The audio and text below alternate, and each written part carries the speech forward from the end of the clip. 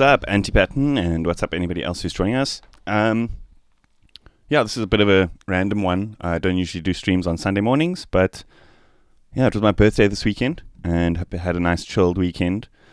And I was feeling creative this morning. So I was working on this track that I was doing during my stream, and I made this really cool thing that's like, often I wake up really early in the morning with like ideas. And if I don't get them like into the project like as soon as possible, I often forget them throughout like the day. Kind of have this thing where like the moment kind of creativity strikes, you kind of have to take advantage of it. Otherwise you kind of lose that momentum. So like I woke up really early this morning with this idea of somehow creating like a progression or a MIDI out of like a downlifter type of sound.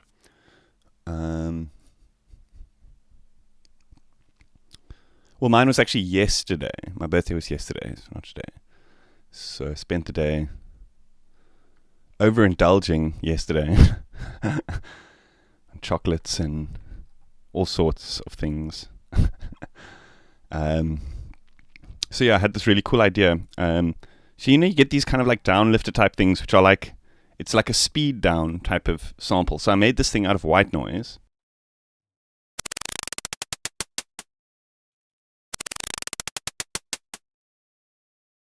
But like my idea was to kind of have a bass line which does that kind of speed down thing.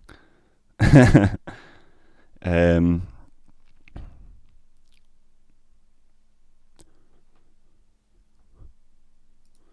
have like a bass line that does this kind of speed down thing. So I used this, basically used the Cubase hit points detection system, and it detected all of the hits in that sample. And then you can actually create a MIDI using this little function over here, create MIDI notes. So I basically just exported that little thing to MIDIs and loaded it up on the bass line, and it did this really cool thing.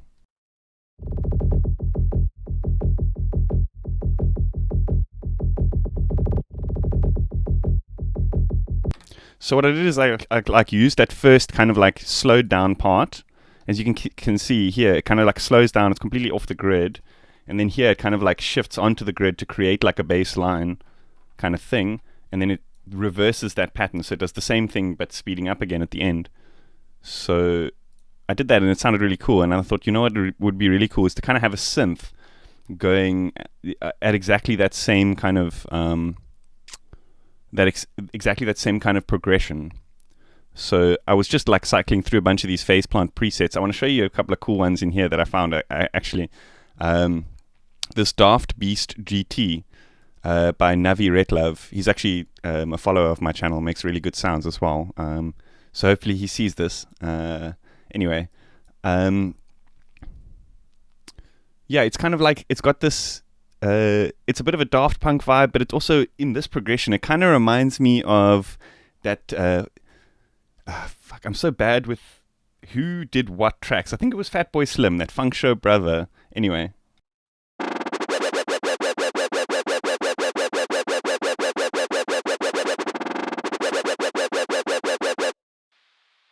So then all together it did this.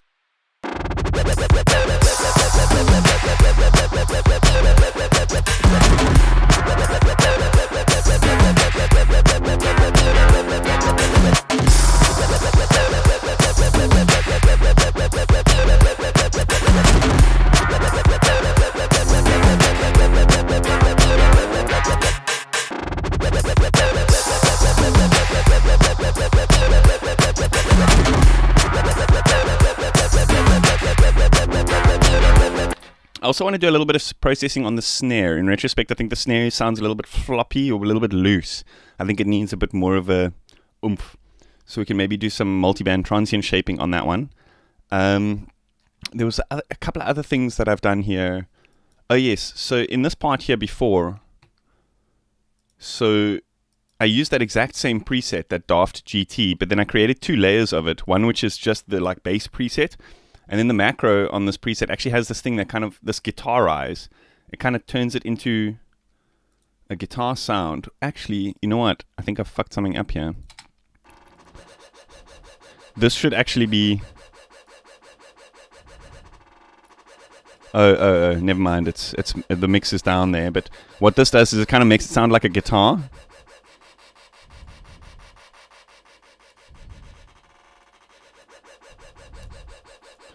Anyway, it's not so good. You don't hear it as much in this thing that I made with this MIDIs.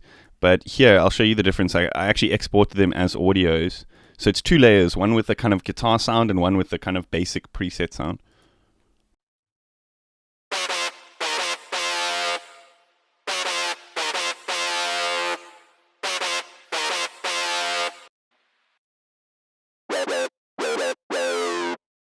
So that kind of started to sound like Subfocus kind of thing. I know he's, again, I forget the track name, but he's got this track which has such a similar kind of progression like that. And I was already using one of his tracks as a reference for the bass line, that kind of rolling bass thing. So I thought it would be pretty interesting to hoy that in there as well.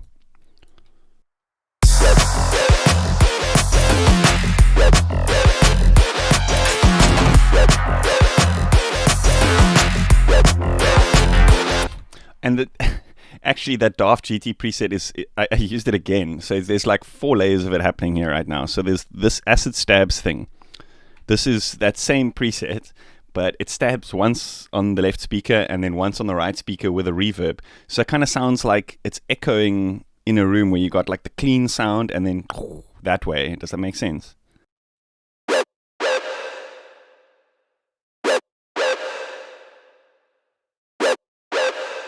But that kind of runs throughout the track, like from the beginning. So it kind of like paints a tone of what the main lead that's coming in is going to be, if you know what I mean.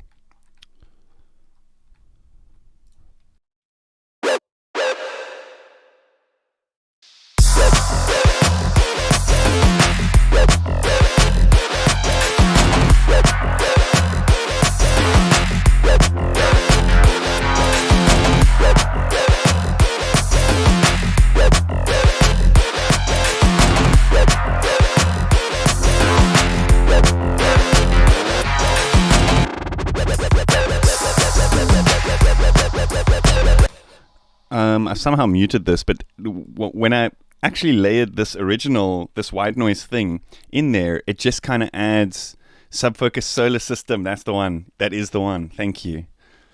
Thank you. I love Subfocus, but I'm so bad with track names and stuff.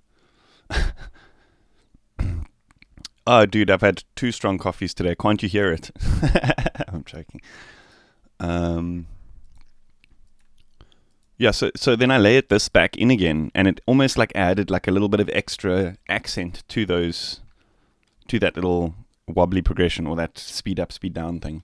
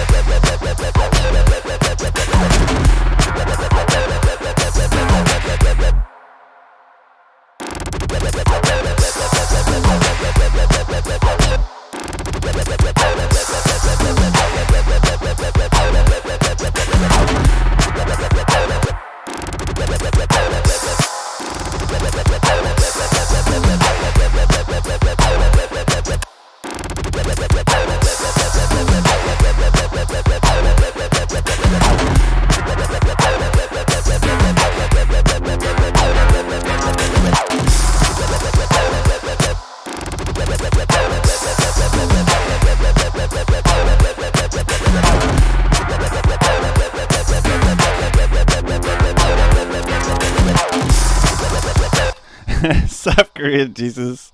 Yeah, dude, almost 420 somewhere. Yeah, dude.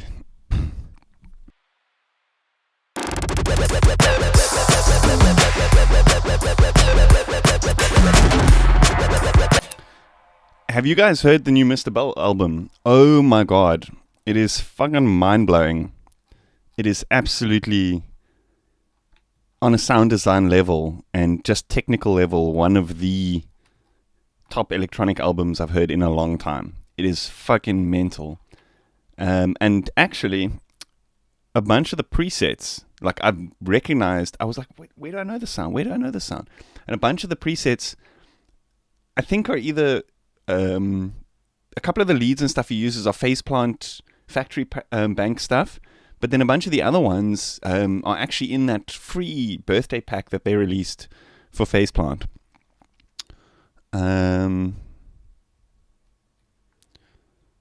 Django Flat. Hey dude, how you doing? It's damn good. Thanks, man. Thanks. I'm glad you think so.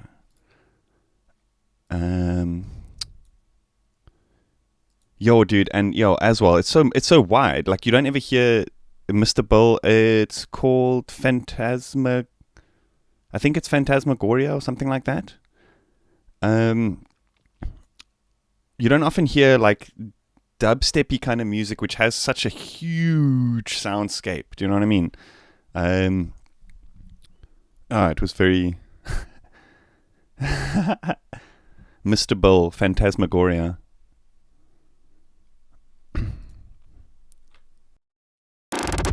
So I actually want to render this out, and I can show you guys a couple of the presets that I'm actually 100% sure, because they were made by him and they actually named some of the track names from the thing. But anyway, there's a couple of other ones which I think like lead sounds and stuff which he's used a bit and stuff. But we can maybe go a little bit in that route.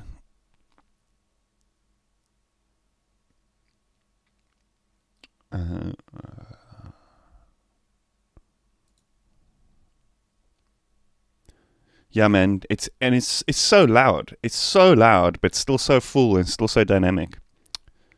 Incredible.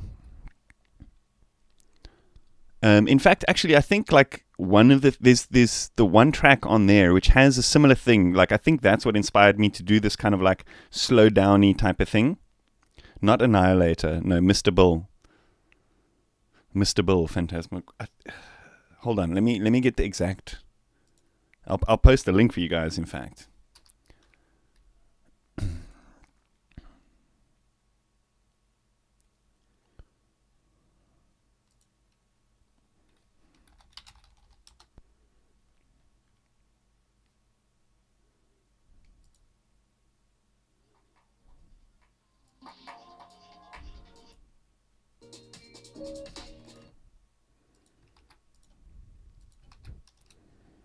There we go.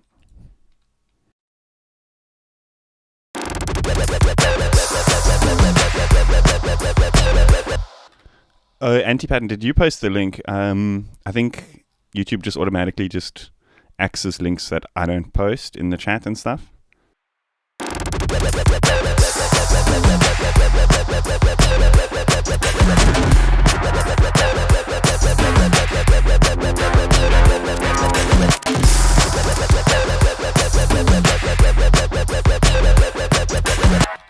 Yeah, he's got a YouTube channel. He makes fucking good tutorials as well. Like he's one of the like guys that actually inspired me to originally start making tutorials.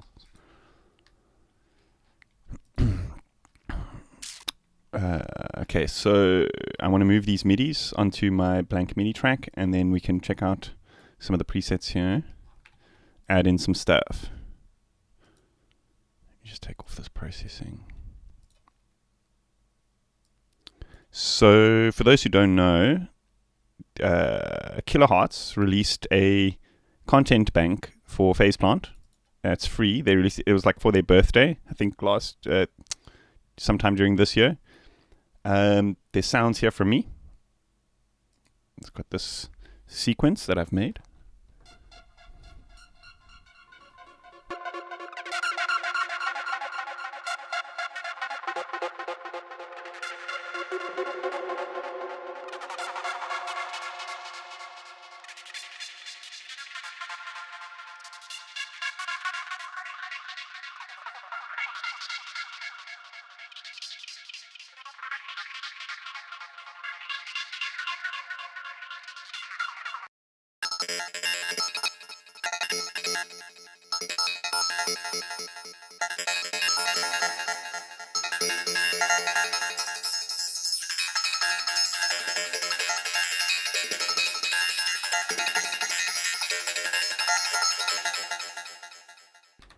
And there's also stuff from like Seamless, Venus Theory, some other really good sound designers. But the Mr. Bull stuff in here is a bunch of presets from that album.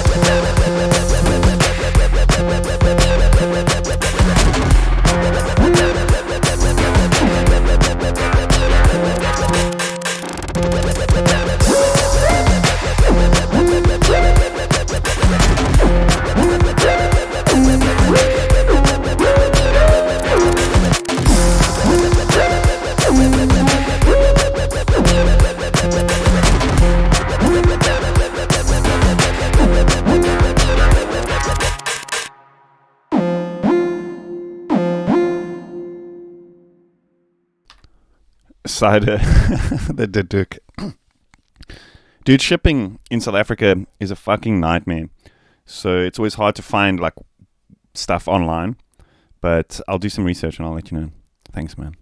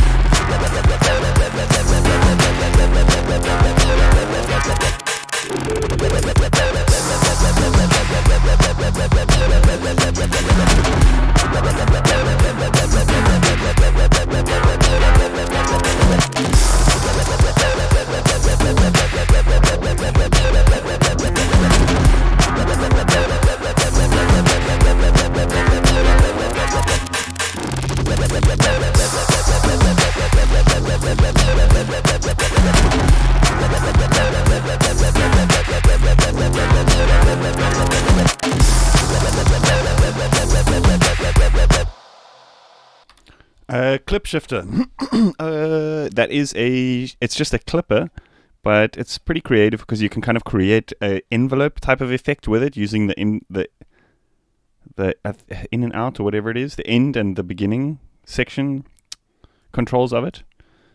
So in this example, this like modulation and stuff was creating a lot of like movement in dynamics, and I kind of just wanted to flatten it before distorting it, because often when you're using like a lot of these creative distortions and stuff, then when there's too much dynamics in the sound, then it affects the sound of the distortion, whereas I kind of wanted more of a flat sound so the distortion can do its own creative things without the sound itself affecting the distortion. Do you know what I mean? So let me show you what it sounds like without that.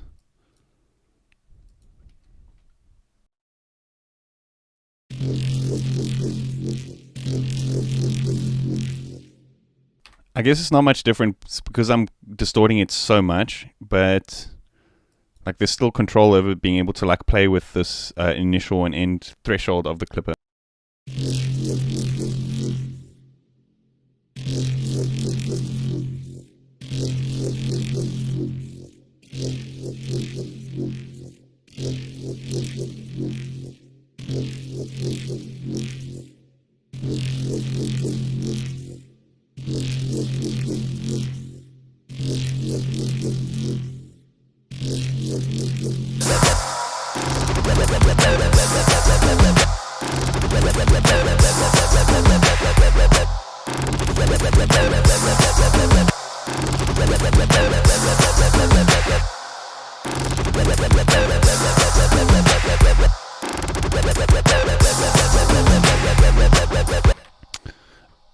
Kind of. So a limiter does have envelope response. So when it slams, there's always a bit of true peak that comes through, whereas a clipper just complete square wave. So a clipper does add a tone.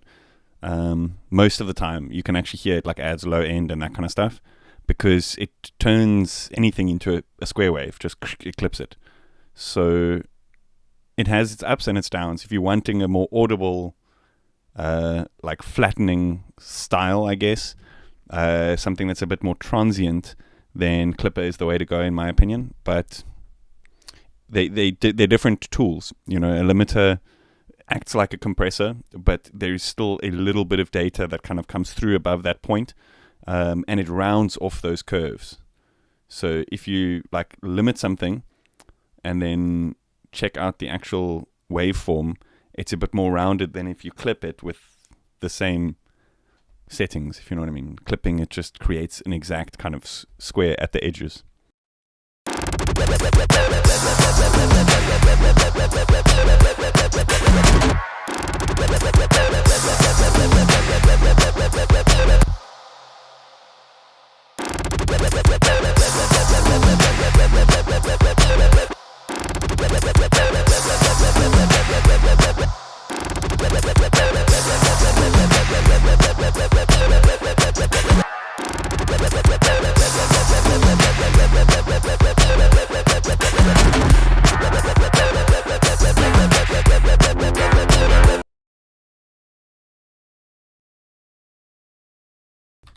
Oh yes, my native language is I speak English.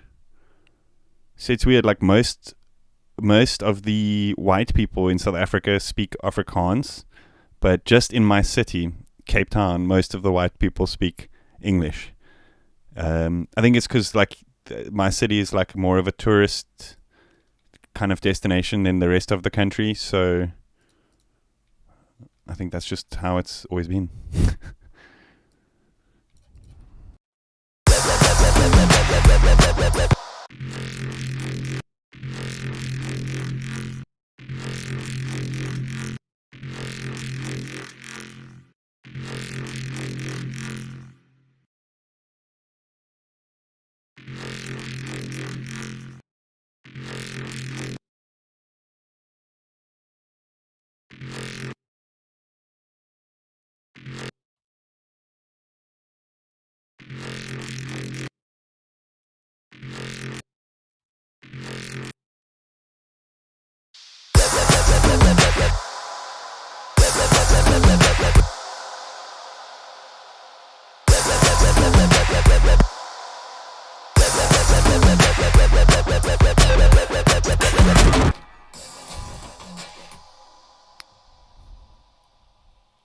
So if you clip a square wave, it's the same as limiting it.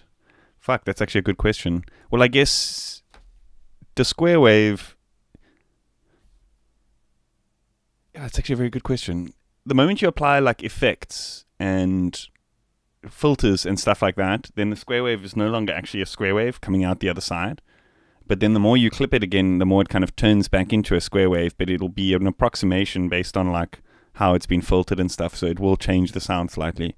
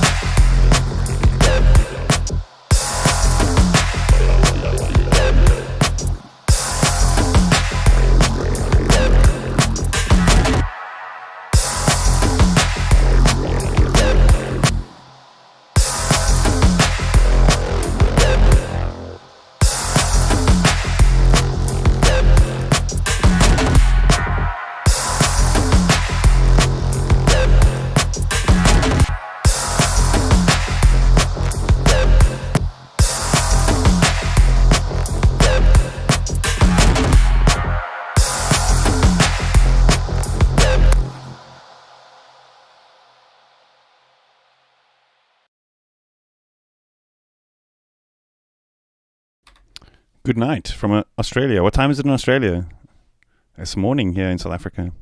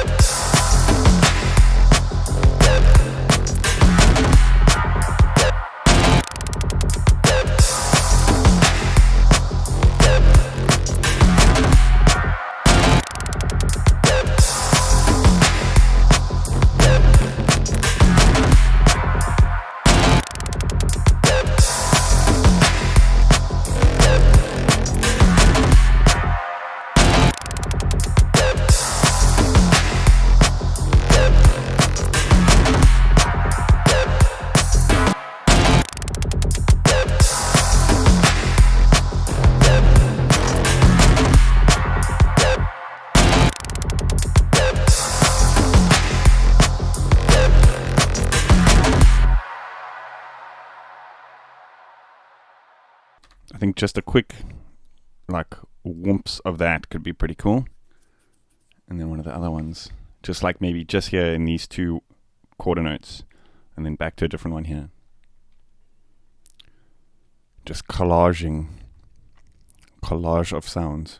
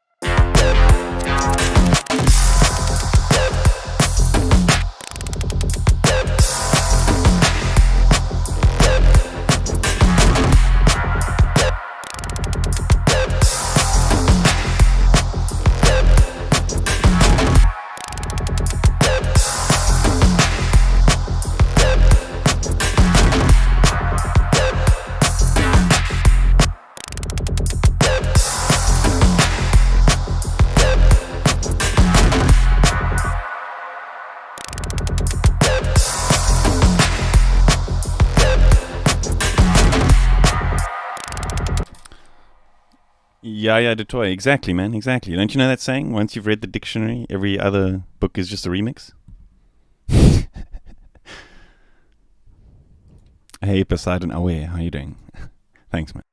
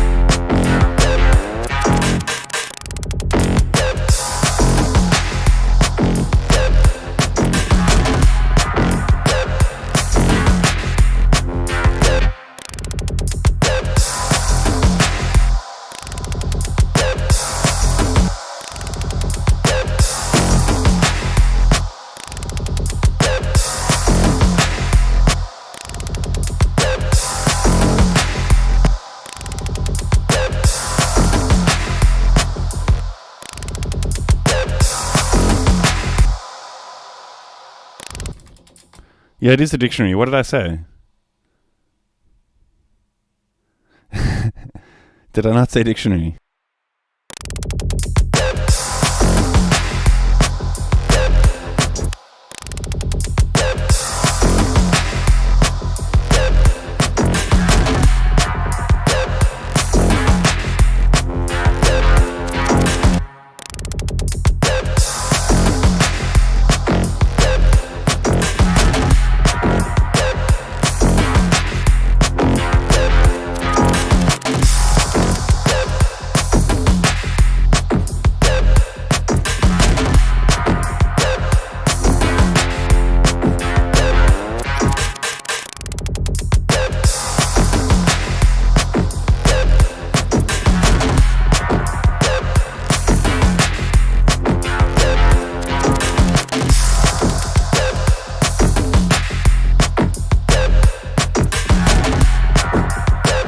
Oh, that's nice.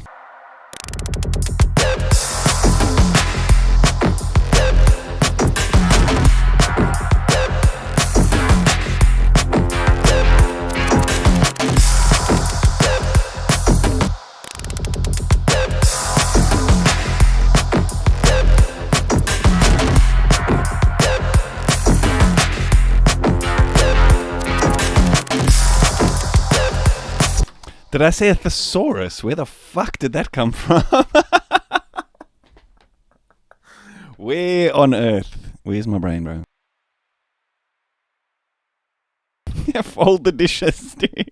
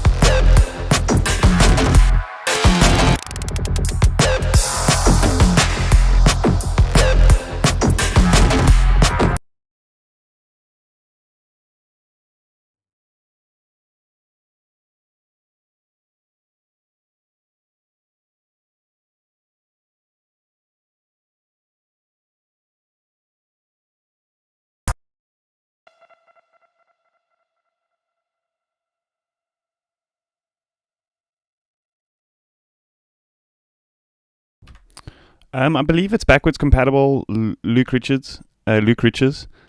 Does it not say that you need 1.13 or later? To be honest, I haven't used Spire in a little while.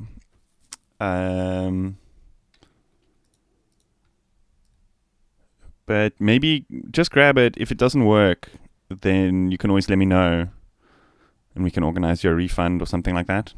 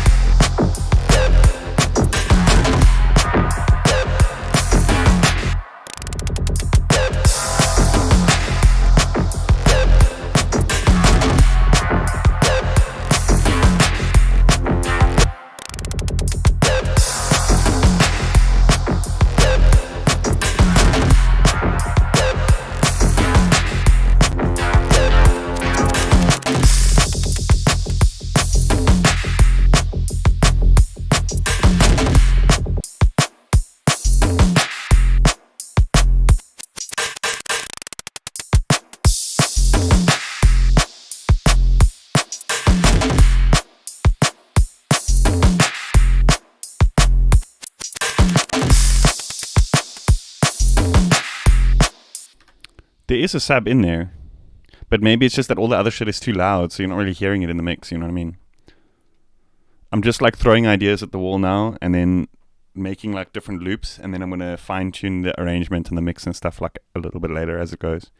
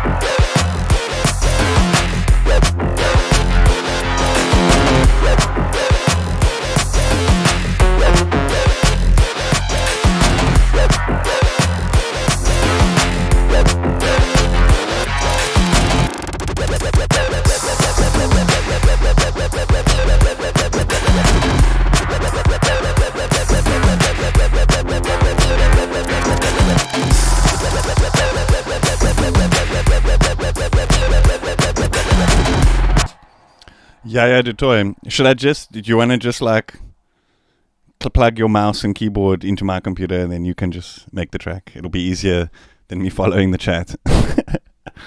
Just kidding. The snare. That's what I wanted to do. Also, yeah, I do want to make like a duplicate of this sub so that we can have some more sustained notes like in and around, but I didn't want to use the same one. I want to like duplicate it so I can change the glide and have like various parameters that are slightly changed. But I'm a bit overkill on my CPU at the moment because of all the instances of Rift which are currently open in this project. So I'm just cutting down on tracks and stuff which I'm not using.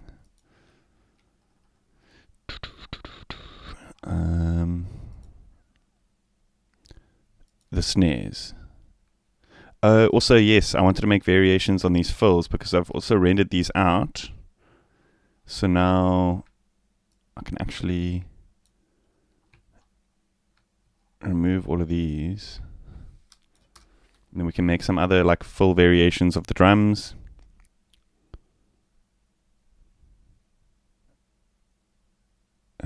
What is your mouse DPI? It's quite high. I actually don't know what I set it to because my mouse has a thing where I can turn it up, but it's on the max setting because I've got 3 screens, so I can get like from one screen to the other very quickly.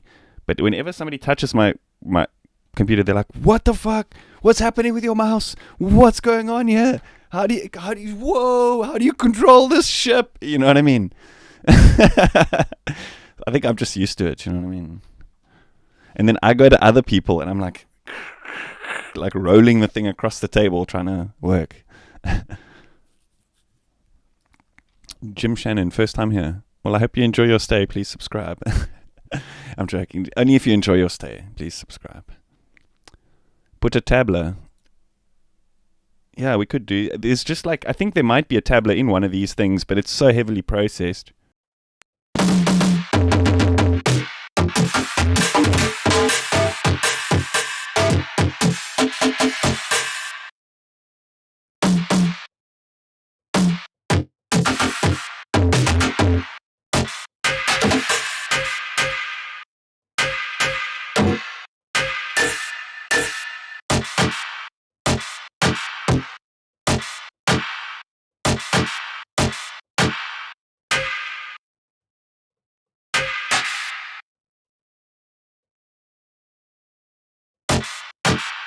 This version of Cubase is Cubase 11, Cubase Pro 11.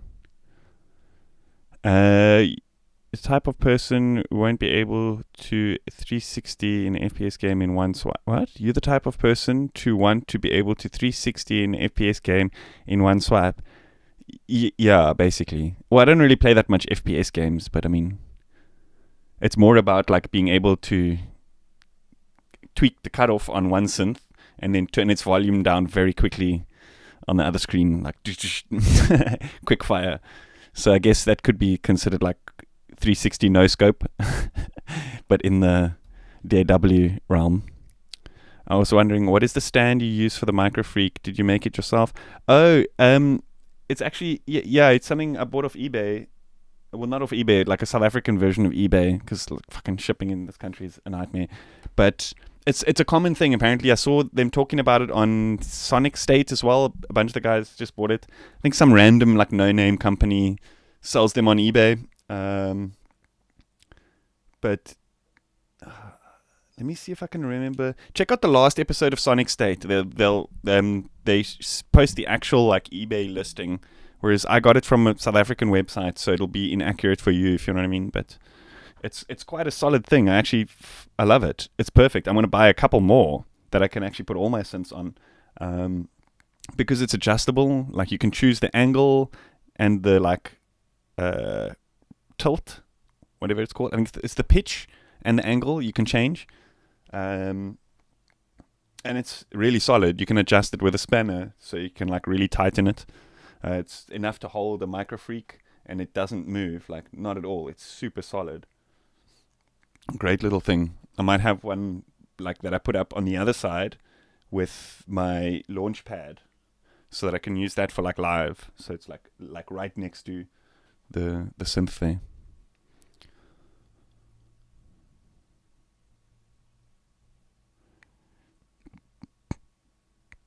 Normal people MIDI map. I find it's a weird thing with, if I'm using a computer, right, I want to take advantage of the kind of the pros of what a computer offers. And that's not hands-on capabilities, it's the fact that you have XY control over so many different things at your fingertips. So I generally use like mouse and mouse wheel over MIDI control for when I'm working with the DAW anyway. But often when I'm in the mindset of working in the DAW, I'm not thinking about these like hands-on playability type of things. I'm doing everything more like methodically, because often when you play something in, when I go in and I edit it anyway. So I did used to have MIDI controllers and I used to record the stuff in, but I'd find myself recording the thing, like looping it over and over again and listening to it over and over again until I would edit it to what I wanted it to do anyway. So I just removed the MIDI controller from the equation. I've just got one that does keys now, and now I just put it in with the mouse, and I find it so much more accurate because I'm always going the direction that I want to go. If I want something random, I can always just use a random modulator, The one I've got is a Cooler Master M500 or something. So it's got a couple of macros and stuff on it, but it's not like a super gaming thing.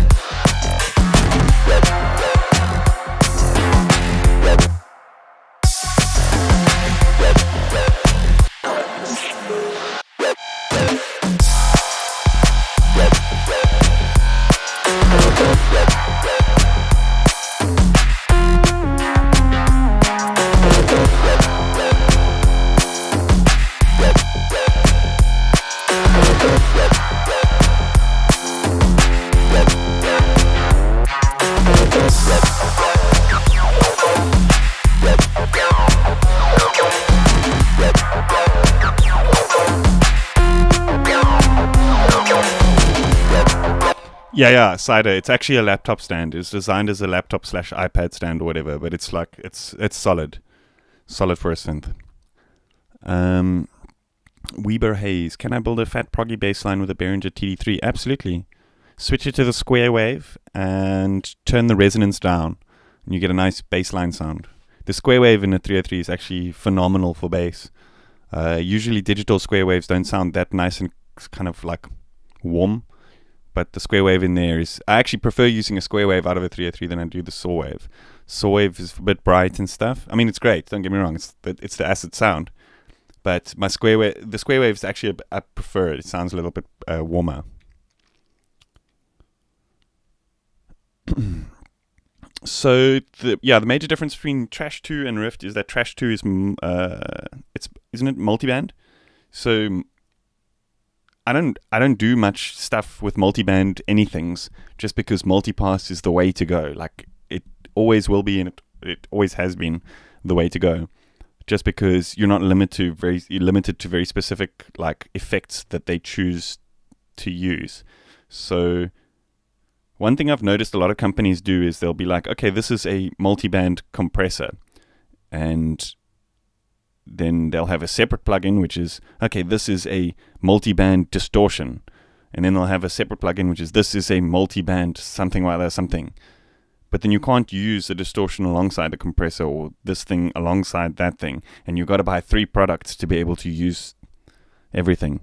Whereas like the multipass system, it's like all of the effects in the entire sort of ecosystem, obviously as long as like you own those plugins or those snap-ins, all of the effects can be set up and racked and however you want.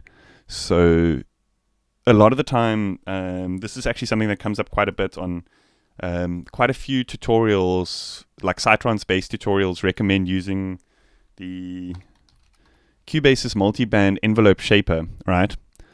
But this isn't available in other DAWs, for example. And also, you can't like apply something like a distortion to just a particular band or a reverb or something like that to just a particular band. So, for example, here in this multipass, what I've done on the snares, it's like a mix of an EQ that I've set up, EQ, transient on the low, well, on the subs, lows and mids, and then a little bit of reverb on the tops. Check this out. I'm going to solo it for you.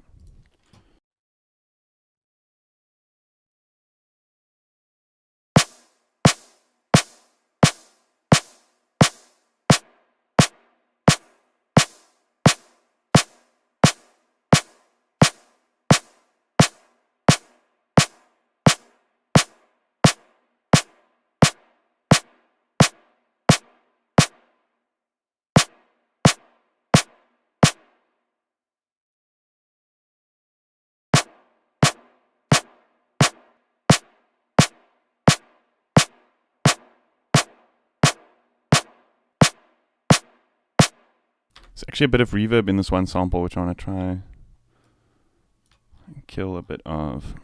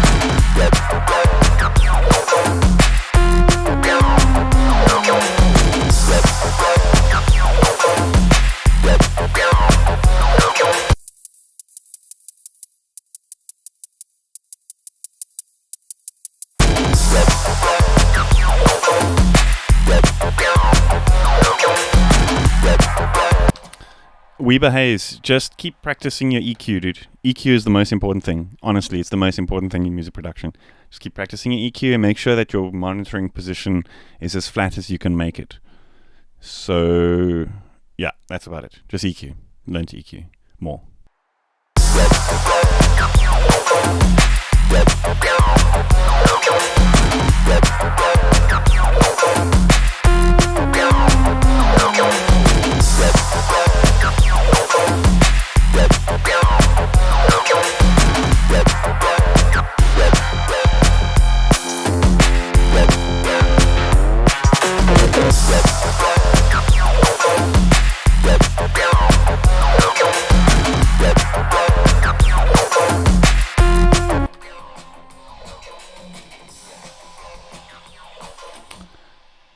Lokesh Kumar, why DnB today, sir? Because jungle is massive.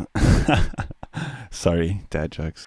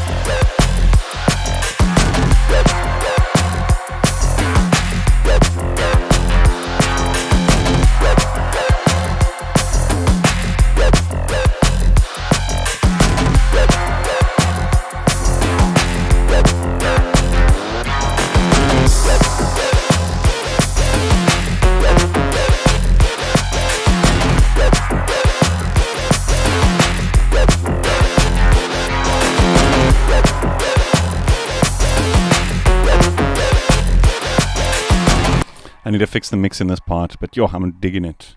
Comes out of nowhere with that bass.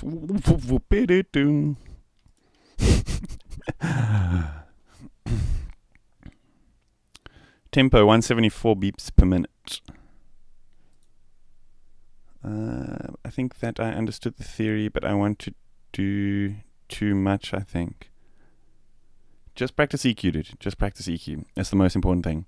I think a lot of people kind of overcomplicate things, and they're like, oh, now I need an expander and a gate and a this and a that and a that and a compressor and a this and all these things. Just leave it all.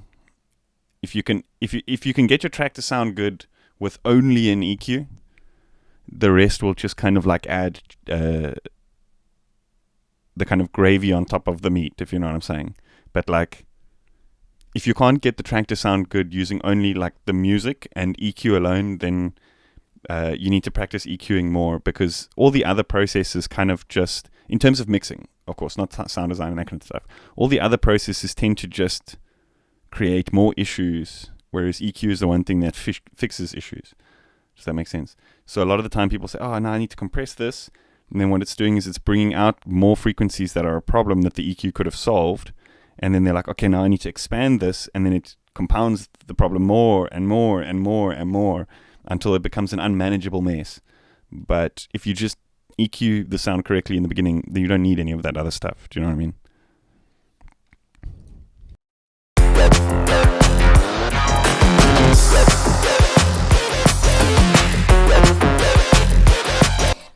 How to filter out unwanted frequencies. What range of frequencies are pleasing to the ears? You use an EQ. Use the EQ.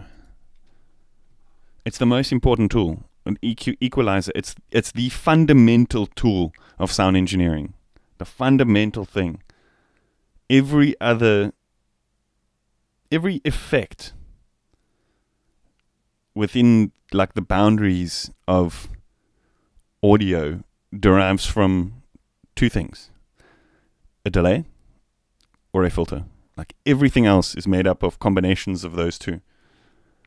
So technically, like, all you need to know, and obviously like volume and that kind of thing, but that's obvious. So just trust me, just learn the EQ and learn what frequencies sound like what when you cut them, and listen to your favorite song and try EQ your song to sound like that song. Trust me, it's the fundamental thing, and everyone overcomplicates things. It's just, no, dude, not even gain staging. Forget gain staging. Forget it. You don't need to know it in a digital audio workstation.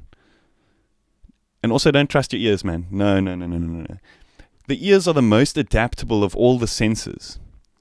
When you're looking at a picture that has a lot of red in it, your eyes don't become less sensitive to red. Your ears, however, do. They act like, if you listen to a specific frequency, like 50 hertz, all day, and then try and mix a track, that track is going to lack in 50 hertz because your ears adapt to your environment. They are the most adaptable senses. So trust your ears when it comes to making the music, but don't trust your ears when it comes to mixing. It's such a weird thing, because yes, your ears are the final decision. They're going to tell you what actually sounds good, but the ears are the least trustworthy of all of your senses, in my opinion. So always just keep that in mind. Use analyzers, references, and that kind of stuff. Using a reference track, like listening to something that you know, like when I listen to, for example, when I listen to Asterix, it's like quickly gives me an idea of what a good frequency spectrum or whatever is supposed to sound like. So then I go back to my track and I'm like, oh, okay, suddenly I can hear the highs are too high. Suddenly I can hear the mids are too low and that kind of thing. But I didn't hear that before listening to the reference. So trust your ears, but always use something to kind of reset that reference point before you trust your ears. Don't just go in blind and be like, oh, it sounds good. No, it's most likely not going to just sound good, in my opinion.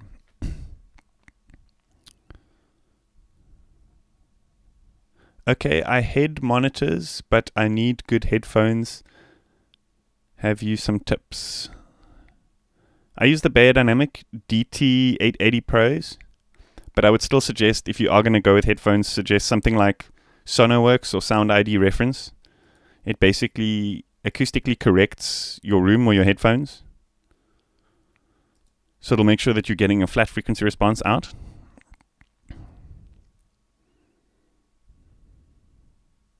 That's exactly what happens, Lokesh Kumar. Like when we make music, we listen to it, we're not listening to it objectively. Like, no, we're not. We're imposing our idea of the time spent making that music onto it. We're imposing our experience, our emotions that we felt while listening to that piece of music. When somebody else listens to that music, it's a completely separate thing. You know, they're listening to it completely objectively. So they're implying their own emotions and all sorts of things onto that. But when they're referencing it, they're not thinking about the experience that was spent in all that kind of stuff. And often as a producer, our brains will mask stuff. It'll tell us, like, you know, if we listen to something and the bass is too loud and we don't feel like going back in and fixing it, we'll tell ourselves, it's okay, we'll fix it in the master. But the fundamental fact is that we don't want to go and fix it. Does that make sense? So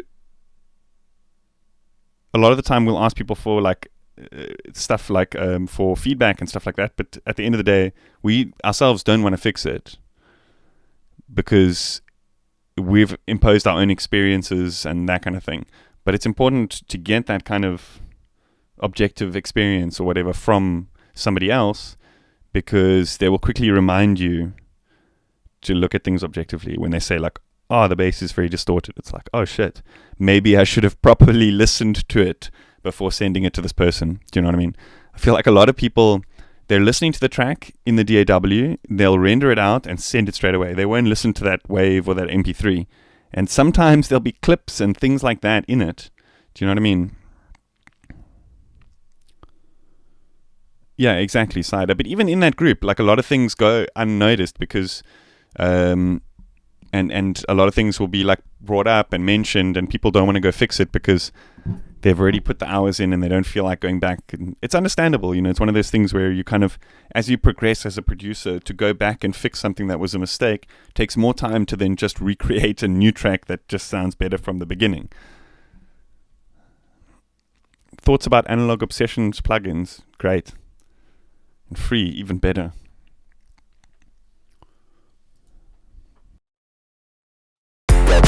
I gotta be right back. I'll see you guys in 2 minutes.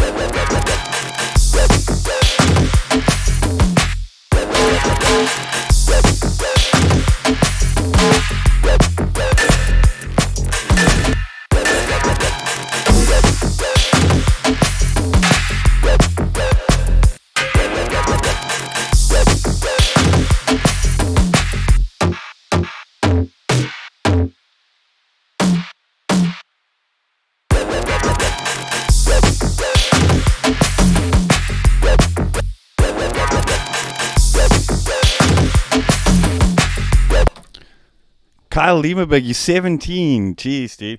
Turn away while you still can, dude. Don't give up this music production thing, dude. It's gonna take over your life. No, I'm joking. That's so cool, dude. I always enjoy seeing like younger folk getting into music production. It's inspiring. You guys learn so fucking quickly compared to us boomers, eh?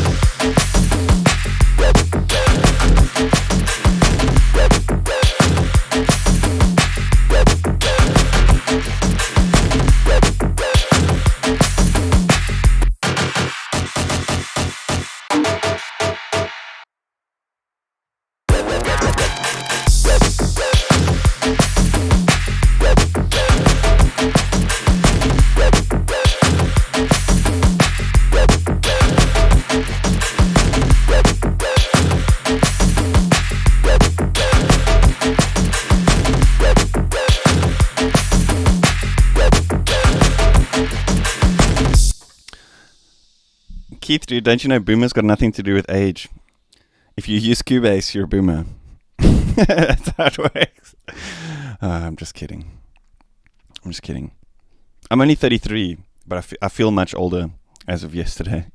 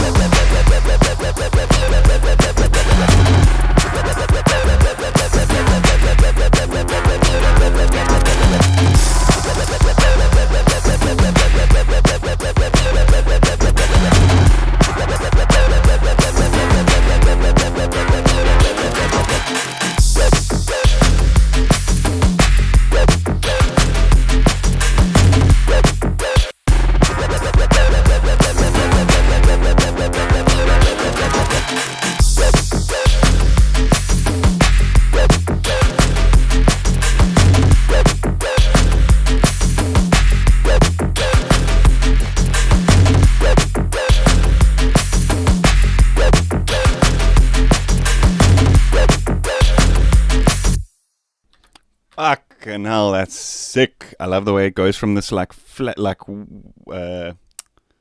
almost like wavy part into the jumpy part. It's like really nice contrast. I think that's what it's all about. For me, like writing music is a lot about contrast. So like to really get something to pop, to get something to sound like staccato and jumpy, you make the part before it just sound a bit flatter than usual. You know, to make a bass sound really fat, you make the kick sound a bit thinner than usual. Do you know what I mean?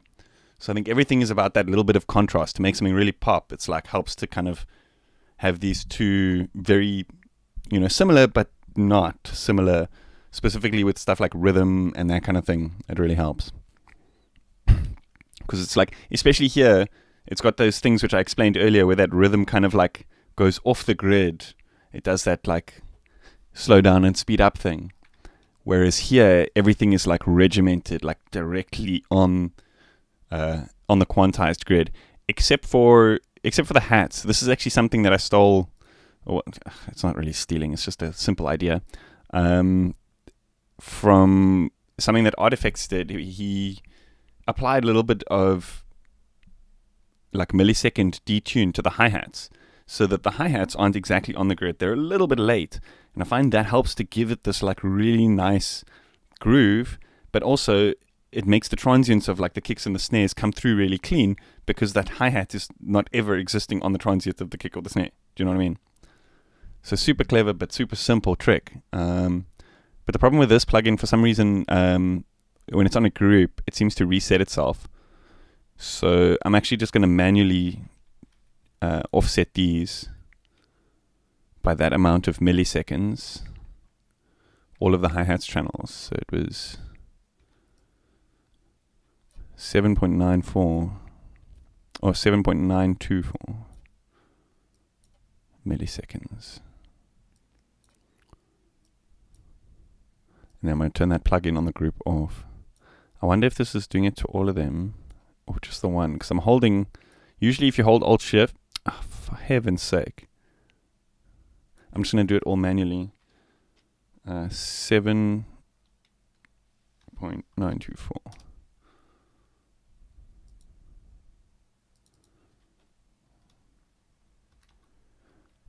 There's no specific number. I just found that like this one sounded good. 7.92 milliseconds, whatever, sounded good. It's not like a magic number or anything like that. What?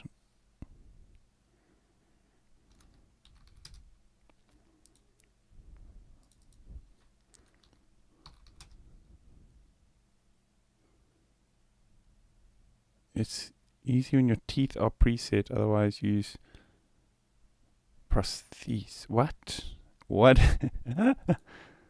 I'm confused as hell.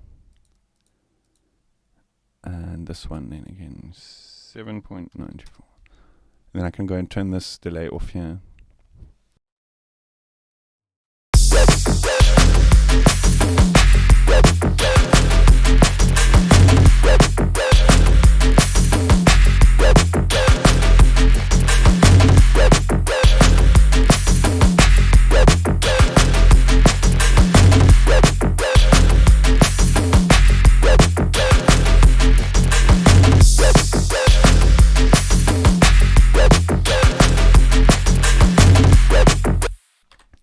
Okay, I'm going to go for, I think, 1 more hour. Then I've got to go do birthday things. Having a braai with some friends and stuff. So, got to go off to that. But, yeah,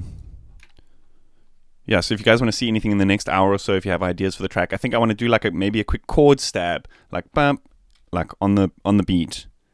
And maybe do like a couple of chord variations and stuff on the beats here. I think that could be cool.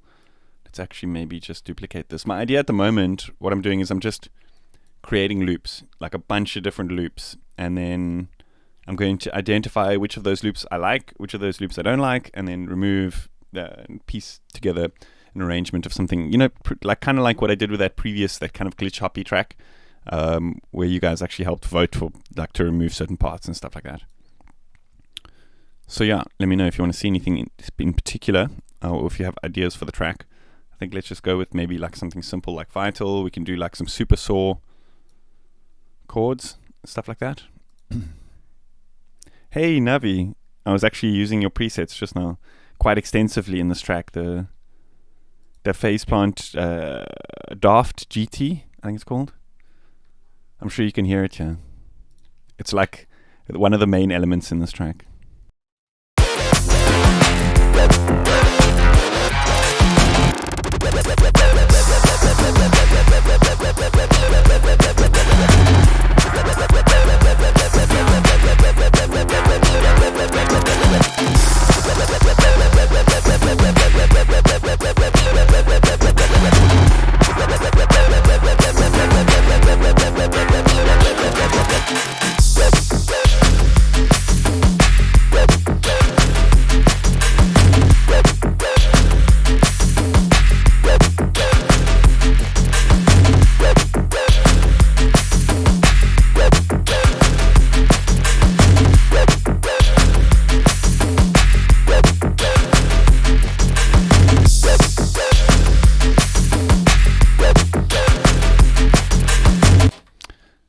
XNet PC, that's a super interesting question, actually. Have you ever written something that sounds happy?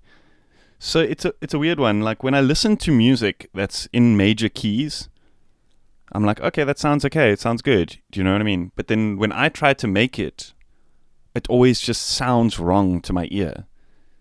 Everything I make that's not in a minor scale, or Phrygian, which is a mode of minor, anything that I try to write that's not in modes of a minor scale, just doesn't sound right to me. It's so weird. But then I'll listen to other people's tracks in like major and stuff, and it doesn't sound so bad.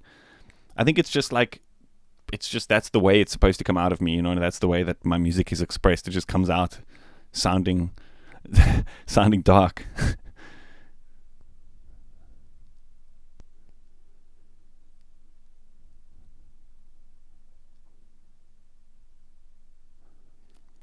Lokesh, how to survive well in the music industry? Is there lots of genre and music producer and only few platforms are there for people to listen to music? They only search for those who are well known in the market. Make your own platform.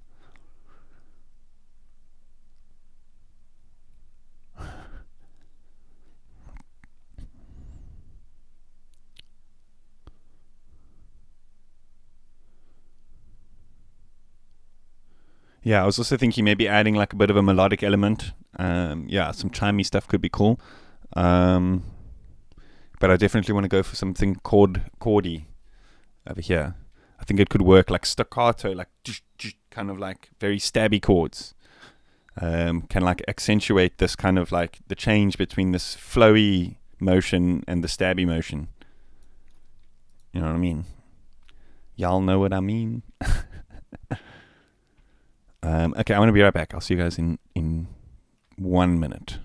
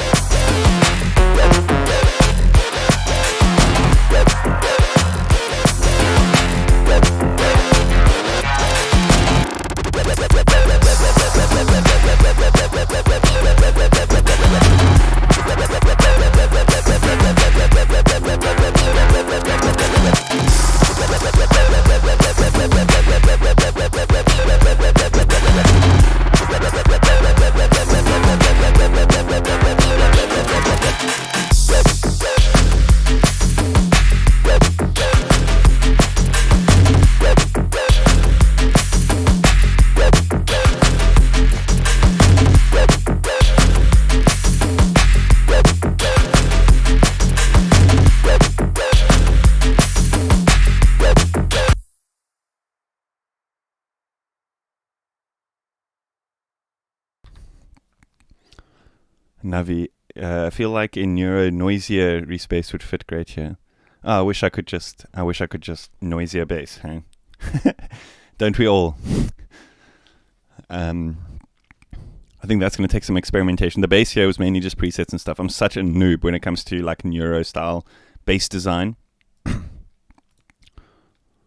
I'm still struggling with like getting the motion right. Like I can get the sounds, but I can't quite get that kind of like, do you know what I mean? The modulation and the movement, I can't quite get there yet. I'm still checking references and stuff like that. Side, I would really like to know who you look up to as a producer and who you learn from. That's such a deep question. There's so many. I generally try learn from producers outside of the sphere of psytrance, not because I don't like psytrance. I obviously fucking love it. It's my life. But I feel like within the realm of psytrance, there's like so many sounds that I think I've already kind of explored. So when I'm looking for like new inspirations and stuff like that, I think that's why like the Mr. Bull album that I was talking about earlier, it was such a kind of revelation for me, because it was like a lot of sounds that I think can be very well utilized in psytrance.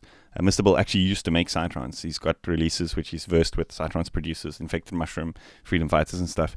A lot of those sounds can be very well utilized in psytrance. So I felt very inspired by listening to it and thinking like, I could maybe try recreate a similar thing to this, or try learn from this and that kind of thing. So Mr. Bill is a huge one. Seamless or Seamlesser, I'm not sure how you say it, him as well. Then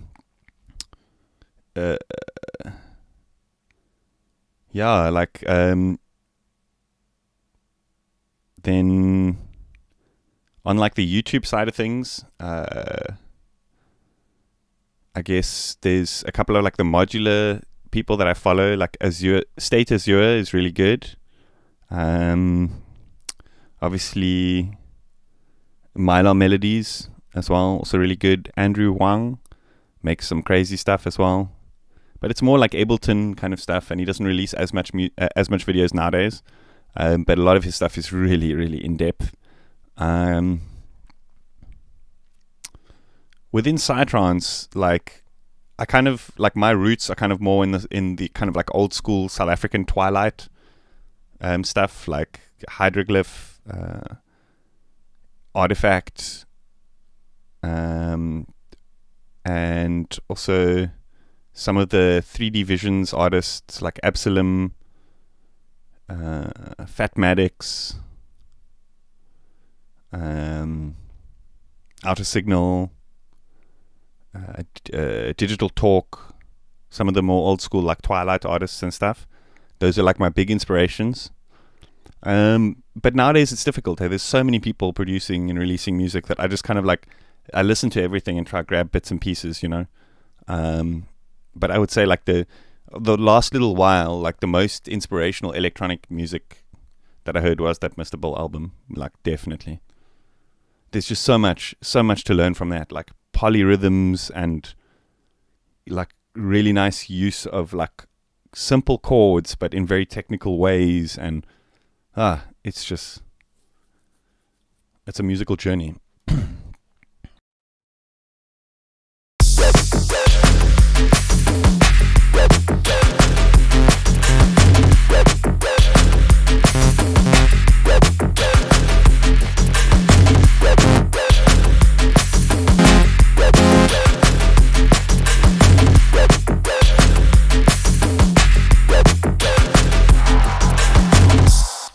Yes, yeah. I'm a big fan of Cohen Sound and Tipper. Younger Brother, yes. But like I listen to Younger Brother more just like as background music. You know, it's more chill stuff. Cohen Sound and Tipper, like, very, very much big influences. Man with No Name and Junior Reactor.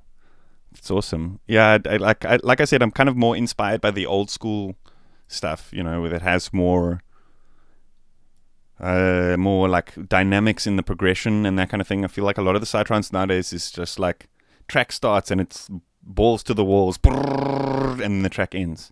You know, whereas previous, like in old, I don't want to compare it, obviously, because I don't want to be that guy. It's like, oh, old school is better, but because it wasn't, because the quality of the music and the mixes and stuff is better now.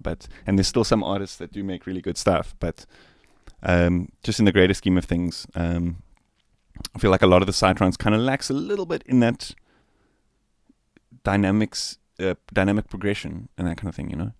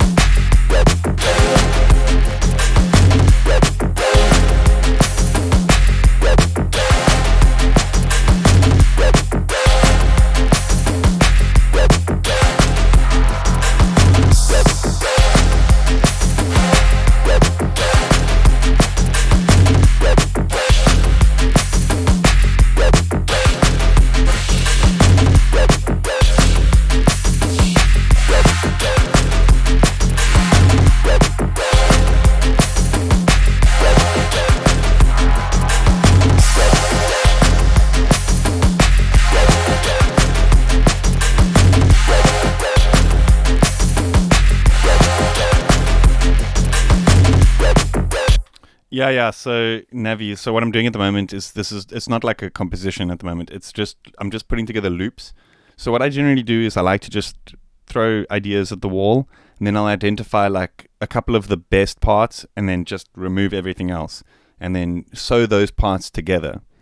Because often, like when we have a vision of like the music that we want to write, beautiful mistakes and things can happen on the way there that can often be more musically pleasing than the kind of goal that we had in mind.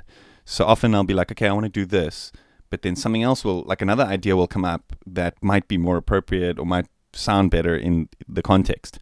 For example, when I first had the idea of writing this track, I never thought of doing that kind of like slow down, speed up bass thing. I had a whole kind of like a whole arrangement in mind. I did a breakdown and everything, but I wasn't quite happy with it. So I took out some of the parts that I wasn't happy with, and I'm rebuilding a bunch of loops. And then I'm going to just listen to the whole thing on loop for quite a while, and then just remove the parts that I don't like, and then create an arrangement out of what's left, if you know what I mean. I generally find that's the kind of best way to get a compelling like piece of music, because also then you don't have one thing that kind of just flows from A to Z. It kind of sounds like it goes like up and down and all around, and it's a journey, and I feel like that's the problem with a lot of current music, is it doesn't have enough of that journey. Do you know what I mean? It's not like well arranged. It's just poof, here's some sounds, next loop, here's another couple of sounds, next loop, here's another couple of sounds, kind of like what I've got here. Do you know what I mean? It is actually the perfect example.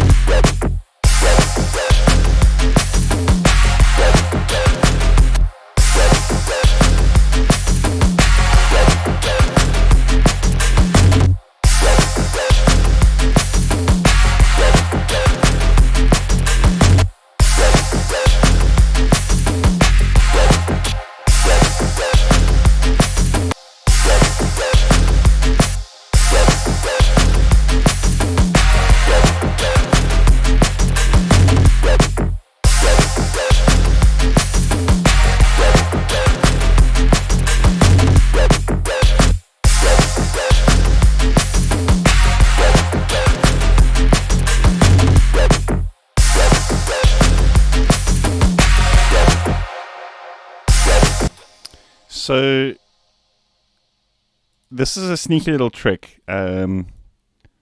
If, for example, if you're making chords and you want to have the progression go like up, but the next chord up in the scale is a major chord and it doesn't quite fit the mood of the track, what you can do is, for example, here in the Phrygian, you can go down and then it kind of just like, then you keep it in like a minor chord, but then you just move the low note to the higher octave.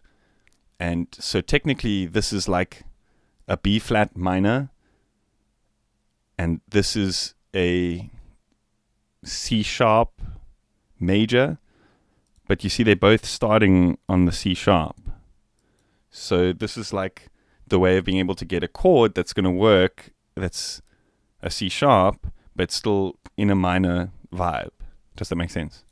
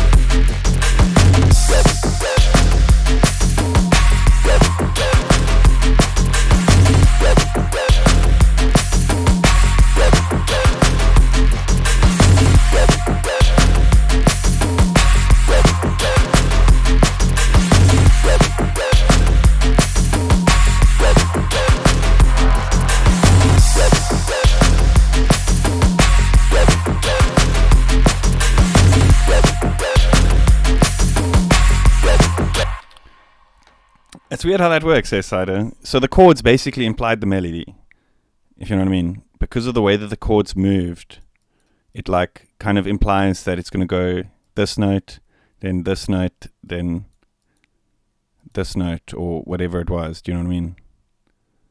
So by putting chords in and then like just figuring out what of those notes, like figuring out the kind of movement that you want to do in the melody, you just choose notes from those chords and it'll kind of always work. Does that make sense? It's not coincidence.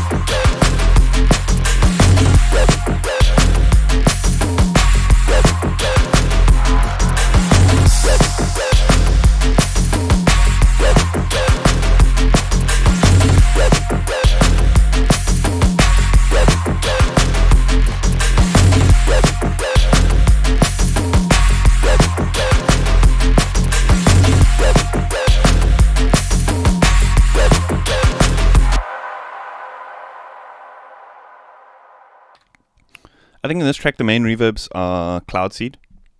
I think there's also a little bit of Rev Intensity by Arturia. Those are my two favorites. Cloud Seed is nice because you've got individual control over the volume output of... Let me show you with this lead. You've got individual volume control output of the actual like reverb itself, as well as the early out. So if you stack this exact same preset onto multiple channels, and then just change the volumes of the early out and the main out, you essentially have the same reverb algorithm room, but you're moving where the objects are in the room, because the reverb sound is the same through all the channels, but you're just changing how much reverberation is on each of the sounds. So by mixing the early out and the main out, you get a very, and keeping a similar reverb like preset within the track or within the mix, you get a very stable like room sound, but then you're able to kind of place these sounds three-dimensionally. It's pretty cool to do that trick. It's also just a fucking amazing sounding reverb, and it's free.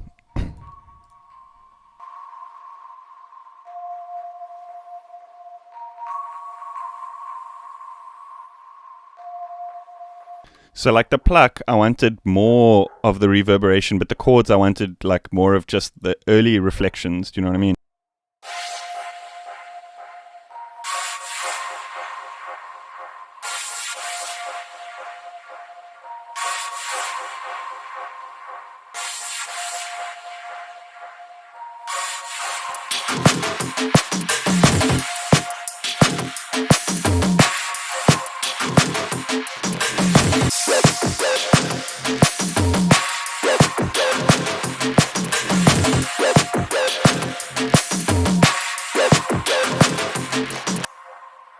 So everything kind of sounds like it's in the same space, but some stuff just has less reflections, some stuff has more reflections. So if you think about it like logically, if you have a room and something's like really close to the recording, the microphone or whatever, or the listening space, you're not going to hear as much of that reflections. But if it's like in the far corner, you're going to hear a lot more of the reflections of the room and that kind of thing. So yeah, you get like a 3D kind of way of placing these sounds by playing with the early reflections output and the main output of the reverb. Really cool trick.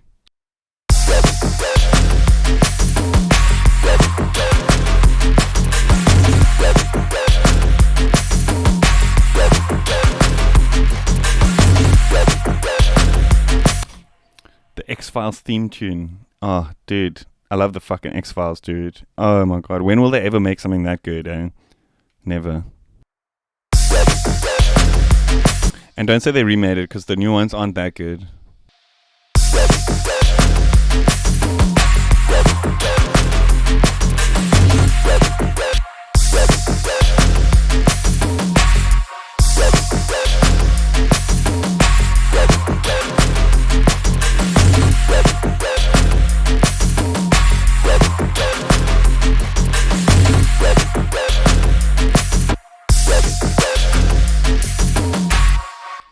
Oh, that's it, yes.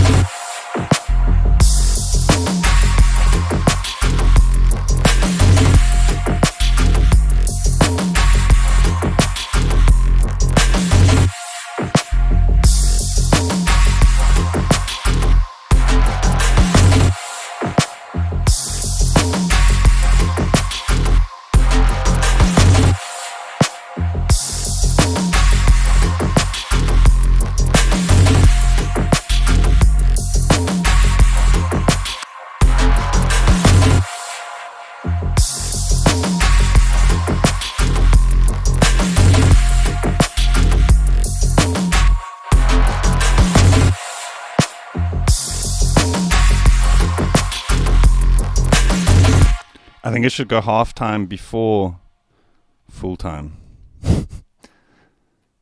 So let's maybe do this halftime part like after this part.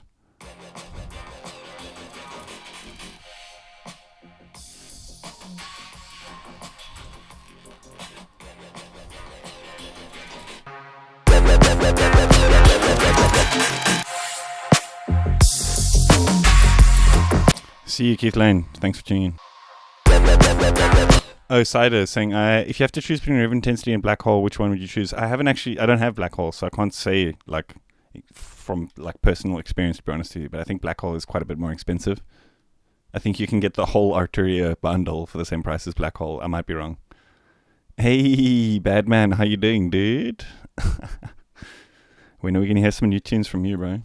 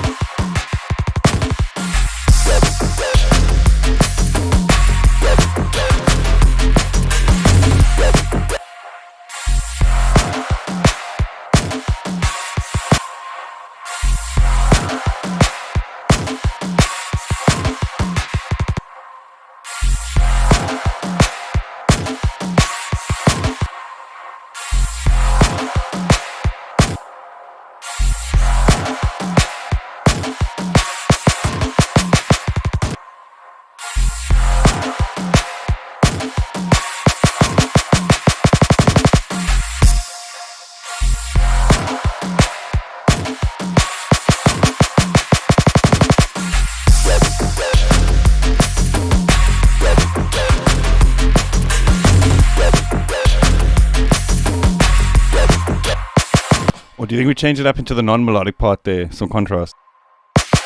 Oh wait, I'm arranging now. I'm supposed to just be creating. Oh well. Okay, I think I'm going to go 15 more minutes, guys. 15 more minutes.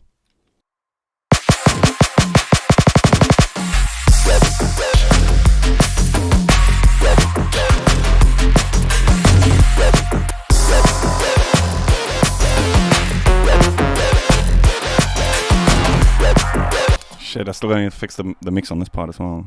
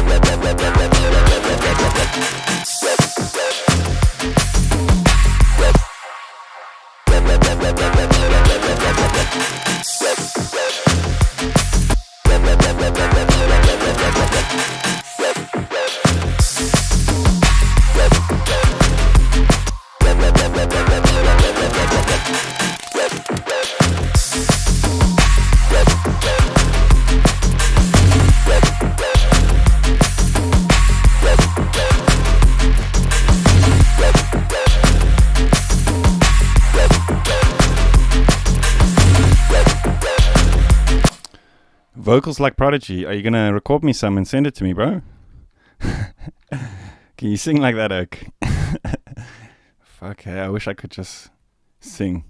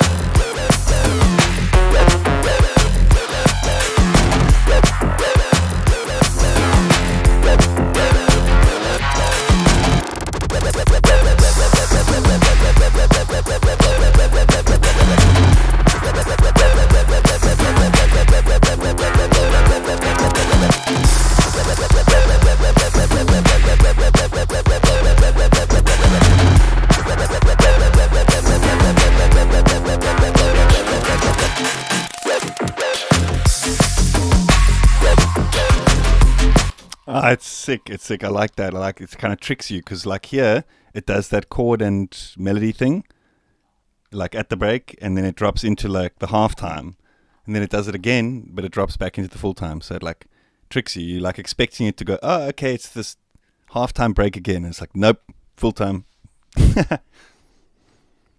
I think we've identified what is going to be the intro, though. We're going to do something with this. I'm digging that because the intro is still quite a mess.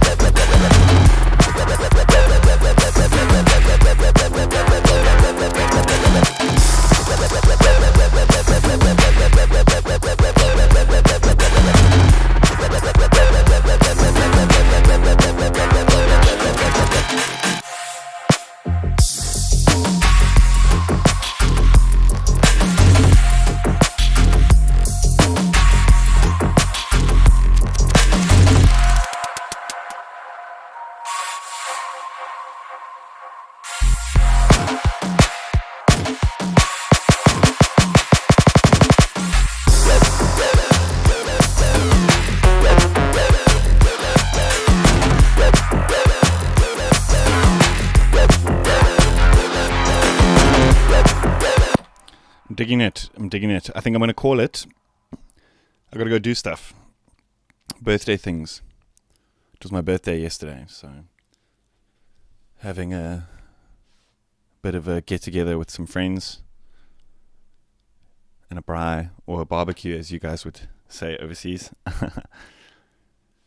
Hey, Law of Perspective. Great music, great channel, total Cubase here, but also Ableton. Surprised you don't use Ableton live. Great for live performance. The door for it. Bitwig is the door for live performance, for me personally. Ableton doesn't really handle latency and stuff very well.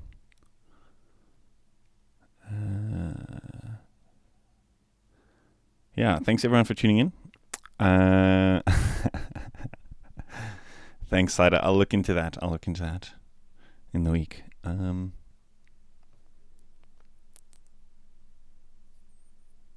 Thank you, guys. Thanks. Had already too many of those, man.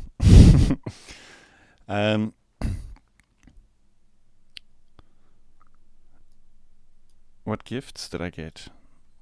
Just a lot of like sweets and stuff. I gifted myself some modules, but those are gonna arrive like in a while still. I got some cool books. This one actually, check this out, guys. Check this out. How cool is this? The Second Summer of Love: How Dance Music Took Over the World by Alon Schulman, but it's got a foreword from Paul Oakenfold. I think it's like about how they draw parallels between obviously the Woodstock Summer of Love and the Rave Revolution. I think it's so cool, and they've got so many like pictures from like the days, you know. Let me just find some of this stuff.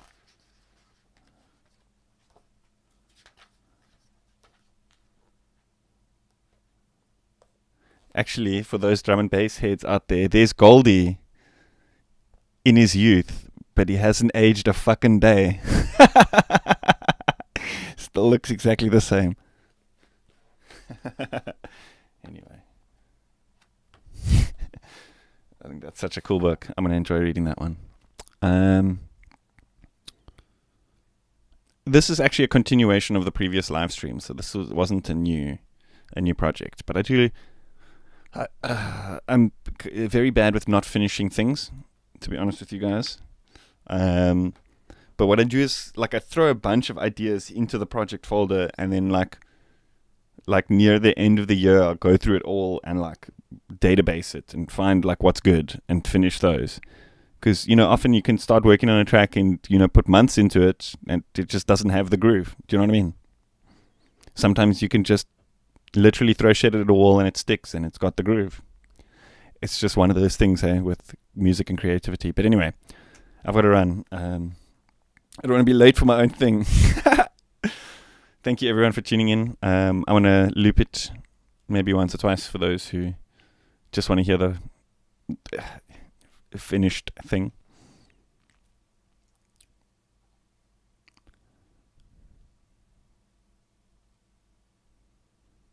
More LSD was consumed in the 90s than in the 1960s. Yeah, I'm sure about that, man. I'm 100% sure about that. It became much more available. Do you know what I mean?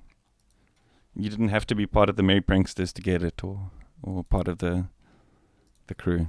You like literally anyway. I'm not gonna go too deep. Let's call it a day. Thank you everyone for tuning in. I will see you guys again.